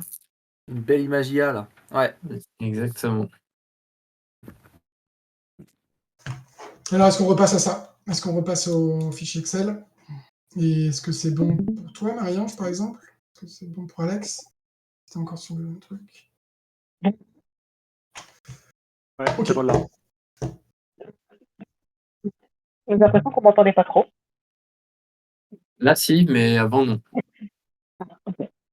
Désolé, ça va. Donc, les instructions, là, link uni, c'est simplement pour lui dire l'encodage de caractères, donc copier-coller ça, il n'y a pas besoin de s'en préoccuper plus que ça. Et link cache, off, c'est simplement pour lui dire ne mets pas le fichier en cache chez toi. Donc, à chaque fois que vous allez réappuyer sur valide and build, il va aller rechercher les instructions du tableur en ligne. C'est-à-dire qu'il va prendre toujours la dernière version du fichier. Donc, pareil, à chaque fois, j'utilise ces deux paramètres-là, il n'y a pas besoin de les différemment. Juste pour l'info, on aurait pu faire exactement la même chose avec un fichier Excel. Vous faites un fichier Excel que vous collez dans le même répertoire que votre exécutable, et vous écrivez, au lieu d'écrire link avec le code de l'identifiant Google, vous écrivez link avec le nom de votre fichier Excel qui se trouve être dans le même répertoire que Namdek, et il va de la même manière l'utiliser pour la suite de ce que vous allez faire. C'est aussi bête que ça. Donc il sait lui-même, s'il voit un XLSX, il sait qu'il doit chercher un fichier dans le répertoire, et s'il voit un code avec plein de chiffres bizarres, il sait qu'il doit aller chercher dans Google. Votre tableur, vous devez l'organiser, on l'a dit, c'est une ligne. La première ligne, elle contient vos en-têtes de colonne. Ce que je vous conseille, c'est de prendre des trucs, des titres courts, ultra génériques, et sans accent, sans espace, parce qu'après, on va s'en servir pour y faire référence. Je sais pas si ça se trouve, ça marche avec accent espace, mais bon, par expérience, c'est mieux de faire au plus simple. Donc là, on a nombre, nom, couleur, description, PV, coût, image, comme on expliquait tout à l'heure. Et après, une ligne pour chaque type de carte. Le pirate, il a sa ligne, le viking, il a sa ligne, le privé, il a sa ligne, etc. etc. Ça va pour vous? Vas-y. Yes, t'as dit yes. Non, il y avait une question. Non, j'allais oui. Ok. La première colonne, moi, ce que je fais toujours, ce que j'ai appris à faire, c'est que la toute première colonne de ce tableur, je lui mets toujours le paramètre nombre. On va voir dans mon exemple. Là. La première colonne, ici, je mets nombre. Et j'indique le nombre de cartes de ce type qu'on trouve dans mon paquet. J'ai un pirate jaune, un pirate bleu, j'ai 2 cartes le privé, un le gentleman, un l'alien. L'avantage de faire ça, c'est qu'il y a plein d'avantages, on en parlera plus tard, mais si un jour, par exemple, vous dites « mince, ma carte le privé, je viens de la changer, mais j'ai pas envie de réimprimer tout mon jeu », et ben vous allez simplement mettre tout à 0, et vous allez régénérer votre paquet, et vous allez avoir un paquet qui sera constitué que de 2 cartes, les cartes du privé. Donc ça vous permet de très facilement générer des sélections de paquets de votre paquet. Je ne sais pas si c'est très clair ce que je raconte, mais de très facilement manipuler le nombre d'exemplaires dans ce que vous êtes en train d'imprimer. L'avantage aussi, donc la façon d'expliquer ça à l'index, c'est de utiliser la commande link multi. Link multi, elle dit simplement, dans mon tableur, tu vas trouver une colonne qui, dans mon cas, s'appelle nombre, et cette colonne va te donner l'instruction de combien d'exemplaires de chaque carte tu vas construire. Donc quand il va lire 2, dans cette colonne 2, nombre, et bien simplement, lui, il va faire comme si j'avais fait 2 lignes pour le privé. Parce que le privé, j'ai dit qu'il est en nombre 2. C'est comme si dans mon tableau, j'avais une première ligne le privé, une deuxième ligne le privé, et quand il va générer mon paquet de cartes, et bien pour chaque ligne, il va créer une carte, donc il va créer 2 cartes le privé. Donc je vous copie-colle ce petit morceau supplémentaire. Alors, je vais déjà le mettre ici. Donc, avant que je fasse cette instruction, j'avais 2 pirates, puisque j'en avais un de chaque couleur, 2 vikings, mais un seul privé. Et maintenant, je vais lui dire, à partir de maintenant, c'est la première instruction, je crois, qu'il faut mettre, si je ne dis pas de bêtises.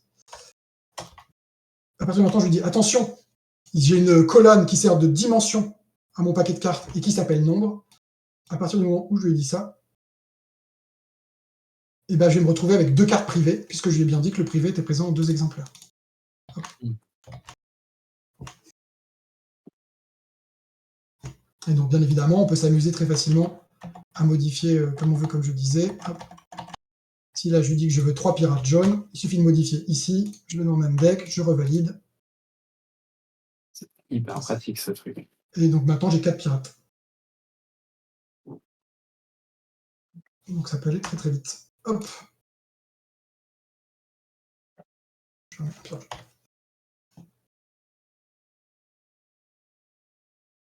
C'est bon pour vous, le link multi? Yes. Ok. À partir de... Excuse-moi, j'allais dire ligne multi, pas de problème. Par contre, il y a une commande que j'ai visiblement loupée. Comment tu fais pour avoir la vision de l'ensemble des cartes qui s'affichent? T'appuies sur quoi en fait? sur le print deck à Deck, gauche. en Sur dessous. le print deck, il te met. Ah oui, d'accord, excuse-moi. Page tout 1, neuf. page 2. Ouais, Ouais. ouais, Je sais pas ok. pourquoi il m'a perdu mes noms de cartes d'après, c'est bizarre. Bon, Et si ça tu va veux un marcher. PDF, c'est en dessous aussi. Ah oui, parce que j'ai mis 1 à 8 ici. Qu'est-ce que j'ai merdé? Attends, parce que j'ai 2 fois le pirate, 2 vikings, 2 vikings. Ah, mais j'ai changé. Ah, tu viens de changer, d'accord, parce que Ouais, je viens de effectivement, changer là, le j'avais fichier. 4 pirates, je comprenais pas. Ok, Non, mais j'ai remis ok. quand même. Ok. Là, j'avais mis une instruction, si vous vous souvenez, j'avais dans mon ce que j'ai copié-collé, j'ai mis les textes de 1 à 8. Mets-moi un texte sur les cartes de 1 à 8 qui s'appelle nom. Mais si demain, dans mon fichier, je décide qu'il y a 8 cartes vikings, et ben, c'est ce que je venais de faire comme exemple, et ben, celles qui se viennent après, les cartes 9, 10, 11, elles auront pas de nom affiché. Parce que je lui ai dit, n'affiche un nom que sur les cartes 1 à 8. Il y a un truc que je fais systématiquement aussi quand je crée un nouveau projet. Là, hop. Je lui dis la commande toute. Quand on écrit comme ça un truc entre crochets, on va se créer nous-mêmes une petite variable. Donc je lui dis la variable crochet toute, tu vas lui donner comme valeur la plage, tu vas lui donner la chaîne de texte constituée de la plage de 1 à entre l'accolade parenthèse nombre, c'est-à-dire de 1 et le total de la colonne nombre. Donc, ce qu'il va faire quand il va lire cette ligne, tout égale 1, machin nombre, c'est qu'il va aller regarder mon tableur, hop, retourner mon tableur, il va compter 1, 2, 3, 4, 5, 6, 7, 8. Et ça, ce 8, le total de la colonne nombre, c'est ce qui est représenté ici par ce accolade nombre. Et donc, toute, je lui dis la variable toute, elle contient en fait la plage de 1 au total de mon nombre de cartes dans le paquet, donc de 1 à 8. Donc si demain, je modifie une valeur dans ma colonne nombre, je suis sûr que toute contiendra toujours toutes les cartes de mon paquet. Et demain, si je décide de faire un rectangle, et que la première instruction, on se rappelle quand on fait un rectangle, quand on fait un texte, on fait n'importe quoi, c'est quelles cartes sont concernées, et que j'écris toutes, je suis sûr que toutes les cartes de mon paquet, même si j'en ajoute des nouvelles lignes, même si j'ajoute des nouvelles versions de certaines cartes, ça contiendra toujours toutes les cartes de mon paquet. Est-ce que vous suivez toujours l'idée? Oui. La question, c'est où est-ce qu'il faut mettre ça? C'est toujours après Ici. les links, c'est ça? Ouais, c'est ça. Ok. Et donc là, on remplace, on lui dit plus de 1 à 8, mais on lui dit va chercher ce que contient la variable toute. Et la variable toute, on l'a fait ici. C'est la variable qui contient de la carte 1 à la carte du total de la colonne nom, c'est-à-dire du total de cartes dans mon paquet. Et on l'avait vu tout à l'heure, on n'était pas arrêté dessus, mais après, tous les noms de colonnes de mon fichier, on peut y faire appel entre crochets également. Là, je lui dis que pour toutes les cartes de mon paquet, va regarder dans le fichier Excel, dans le tableur Google, quelle est la valeur de la colonne nom. Hop. Et c'est comme ça qu'il me génère mon paquet avec tous mes noms de cartes. Hmm.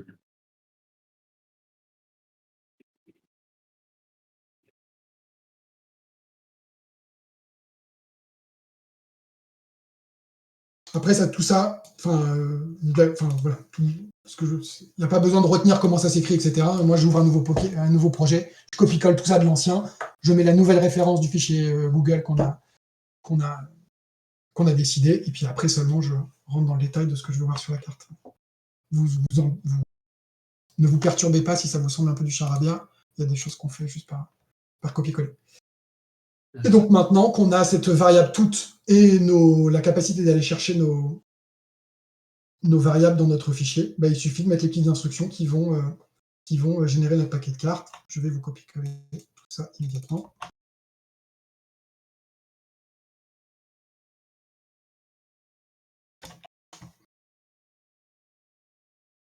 Nouvelle version.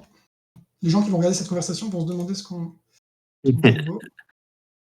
Et donc si je prime deck mon paquet, maintenant j'ai mes noms, mes images. Les images, j'ai fait comme... c'est pareil que si on les avait mis tout à l'heure via une instruction dans mon fichier. Donc dans mon tableur, je ne sais pas si vous avez fait gaffe, mais j'ai fait référence aux images. Alors si vous ne les avez pas copié-collé au même endroit, ça n'a pas marché. C'est un peu dommage. J'aurais pu d'ailleurs, si j'avais été malin, les mettre sur le web. Bon, c'est pas très grave.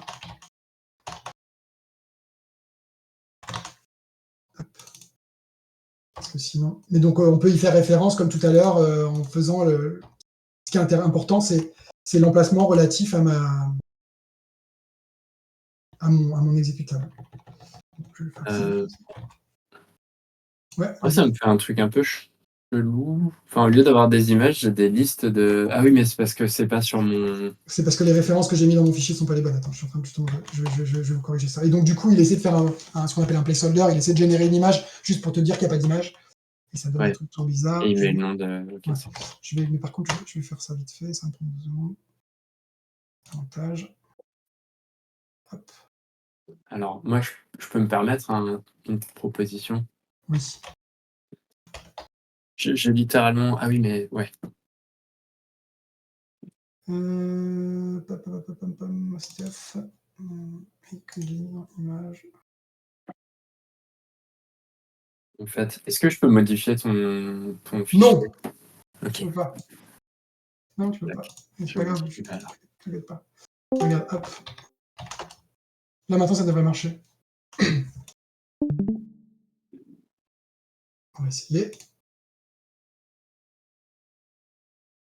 Chez moi, ça marche. Ça marche chez vous.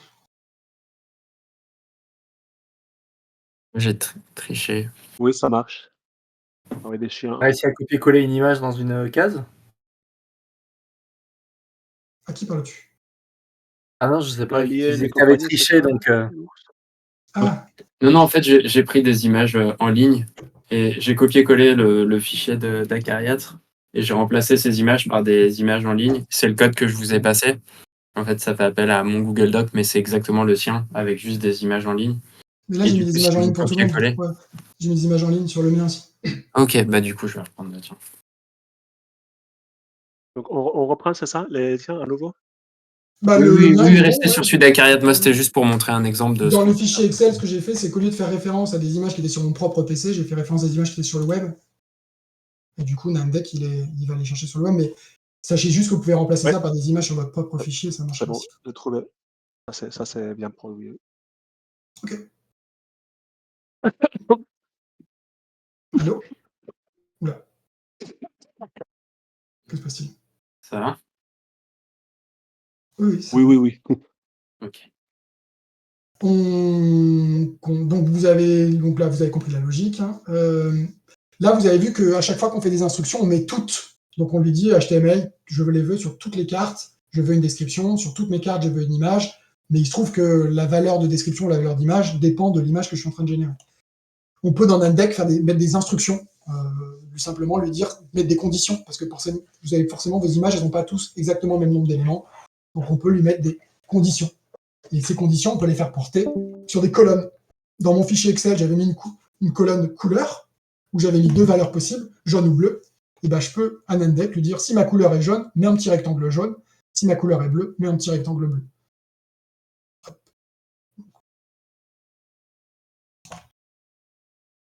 Est-ce que tu peux définir une variable jaune comme la couleur FFFR quelque chose, une variable bleue avec la couleur Oui, jaune? oui, bien sûr.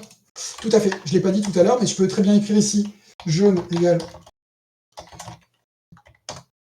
Hop. C'est pas bête du tout, je vais le rajouter dans mon tutoriel, ça. Malin. Égal. Avec mes codes de tout à l'heure. Et ici, plutôt que de faire référence à jaune et bleu, on va faire... Ah, La couleur, non? Tu mettrais pas la couleur directement? Le sortir de if,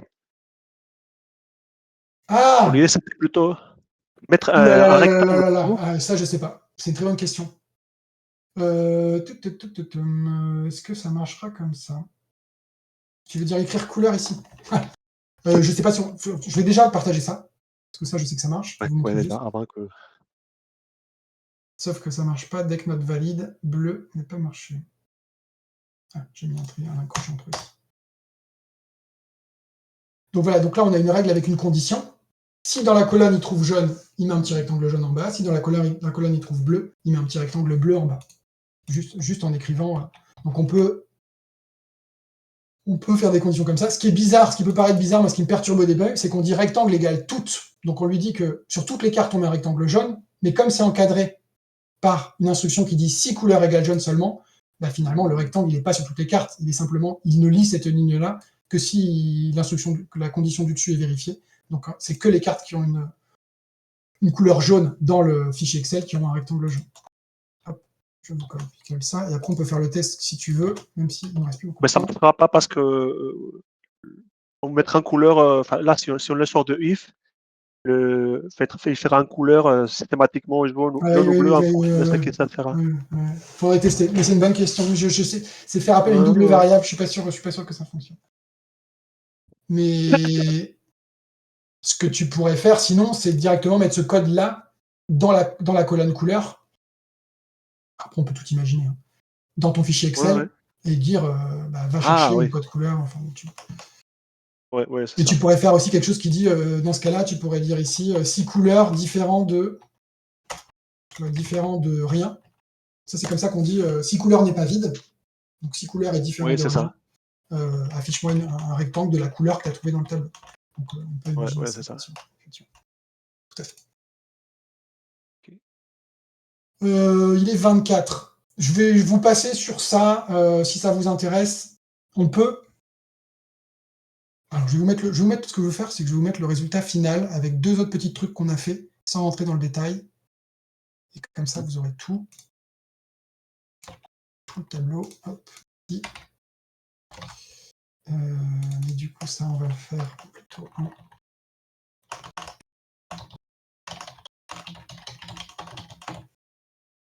Ils ont mis les trucs dans l'autre slide, je sais pas un peu dans le sens.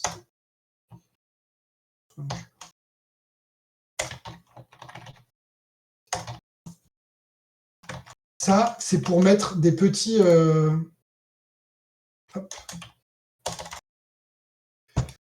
Quand vous avez en haut d'une carte un coup, par exemple sur les cartes de Splendor, en haut vous avez ça vaut 3 rouges, 2 jaunes, 1 bleu là. Et ben on peut facilement avec des icônes lui dire mon chapeau mou c'est l'icône M, mon casque c'est l'icône P. Dans mon tableau Excel, j'ai mis que le privé il coûtait 1 M, donc un chapeau mou, le gentleman il coûtait 3 M, donc 3 chapeaux mous, et la hyène il coûtait 1 M et 1 P. Et lui, Nandek, en se basant sur cette colonne et avec cette petite instruction qui dit un M, c'est cette image, un P, c'est cette image, il va venir me construire une petite zone de rectangle qui va remplir avec toutes les icônes. Ça peut faire des cartes assez jolies quand on a des coups, différents types d'icônes qui constituent un coup, des caractéristiques, etc. Et un autre truc qui est assez sympathique, c'est le texte, les icônes à l'intérieur du texte. Donc on peut, dans votre description par exemple, aller mettre des mots-clés. Donc prenez des mots que vous utilisez par ailleurs, mais par exemple on va définir un mot qu'on appelle icône chapeau. Un texte qu'on appelle icône chapeau. Et dans les instructions de Nandek, on va rajouter une instruction HTML image qui va dire si tu trouves icône chapeau ou icône casque à l'intérieur de la description, remplace-le par telle image. Ça, je vais vous l'envoyer ici. Hop, je vais mettre au-dessus de la description du coup.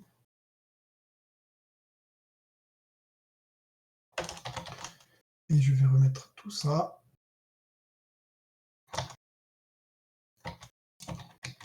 Hop. Je vérifie juste que c'est bon avant de vous l'envoyer. Ah, qu'est-ce que c'est? Ah oui, c'est pas le bon. Pas la bonne instruction. Et là, vous voyez, je ne sais pas si vous voyez mon écran, mais c'est marqué échanger de cartes en payant 1. Et là, on a remplacé le icône chapeau par un chapeau. Vous voyez mon écran? Ouais. Voilà, ça permet aussi de faire des textes un peu comme on a mis dans le Ouais, texte. c'est cool. Donc, je copie-colle ça. De cette icône, il faut mettre immédiatement l'icône dans la bonne taille. Tu peux définir. Dans la bonne taille. Bah là c'est là où je définis quelle taille prenait le. J'ai défini la hauteur et la largeur de mon icône au sein du texte. Mais tu as d'autres options, je ne les connais pas toutes, mais tu peux lui demander de l'ajuster ou pas. Mais oui, des fois ça peut faire des. Tiens, c'est marrant, il a mis des images. Donc là, vous avez un exemple très simple, hein, on est d'accord, d'un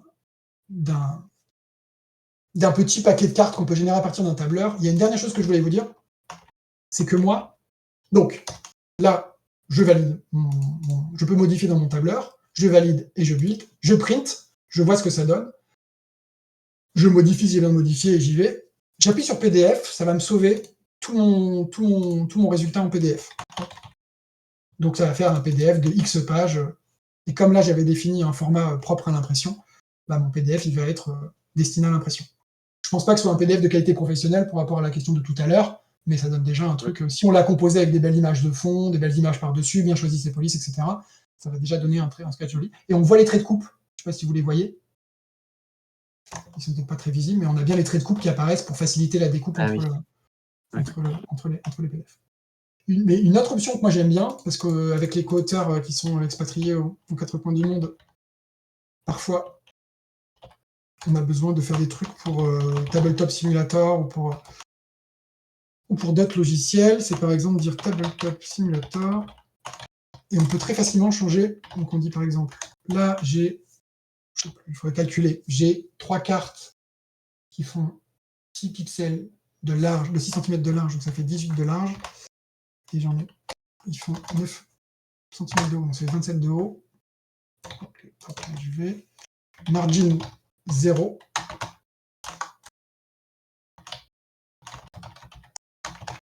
Hop.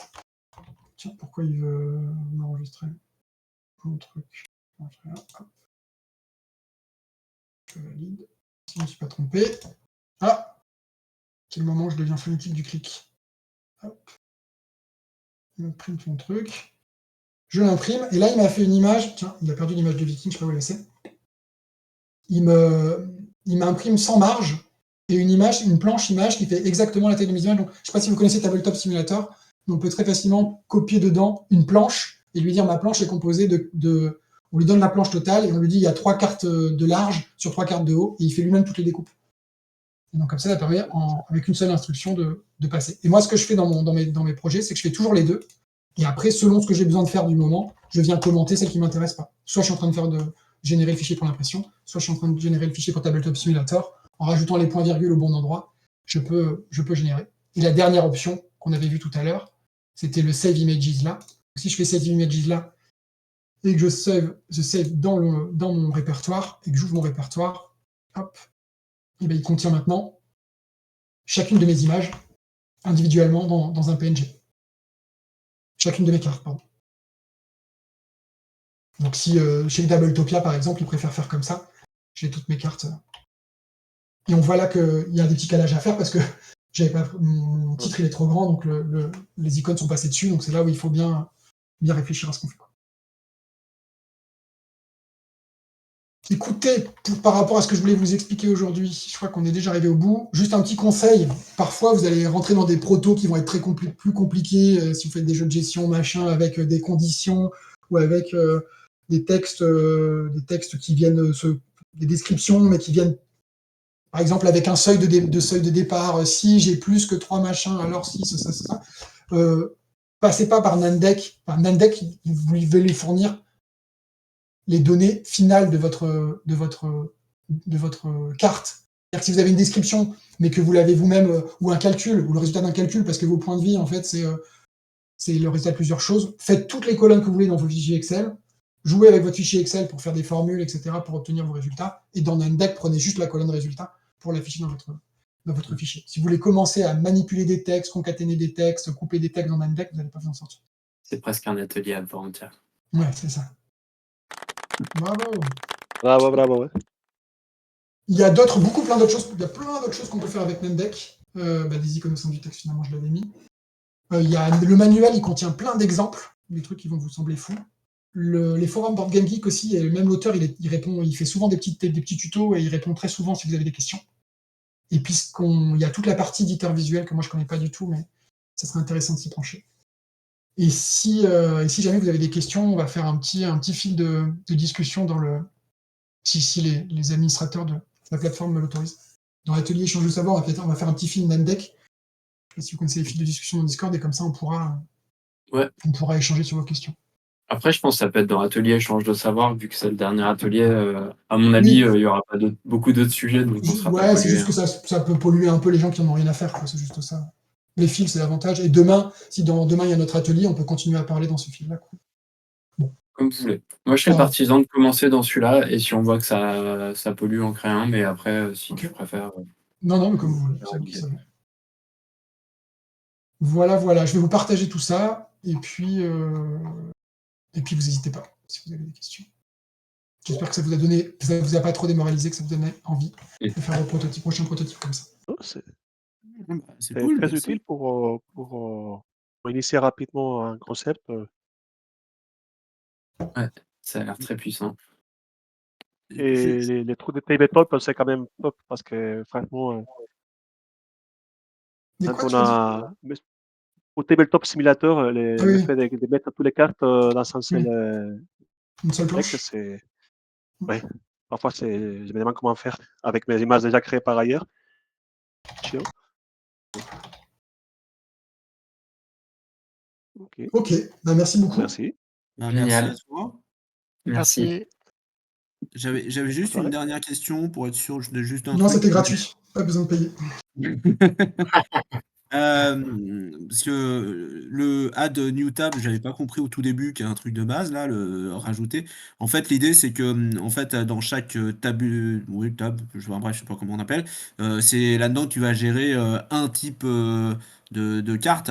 Genre si j'ai un deck avec, je dis des conneries, des cartes personnages qui sont faits d'une certaine manière, et du coup un autre deck avec, et puis toujours dans le même jeu, un autre deck avec des cartes terrain. Bah du coup en fait les cartes terrain je vais les gérer avec en les mettant dans un new tab, c'est ça l'idée? Je t'avoue que moi je fais un projet, une table, et oui, mais oui, je pense que c'est ce que tu dis. Mais j'ai jamais, D'accord. jamais Ok. fait. Ouais, mais on peut tout faire en Et en 1. Ouais. Ok. Après, soit en jouant avec les ifs et tout ça, et les plages de table, tu mets tous les types de cartes, même s'ils sont différents dans le même fichier. Mais effectivement, moi Ouais. maintenant, par expérience, je fais ce que tu dis. Les cartes événements, je fais un fichier name deck. Les cartes personnages, je fais un fichier name deck avec un fichier tableur à part. Parce que bon, c'est plus simple que chacun ait son propre. Ok. Eh ben, merci encore. Merci. Merci beaucoup. Merci. Et puis, Alors, il n'y a Bonne plus qu'à soirée. se pencher dedans, alors. Oula. Bonne soirée. Bonne soirée. bonne soirée. Salut. Salut. Bonne soirée, merci.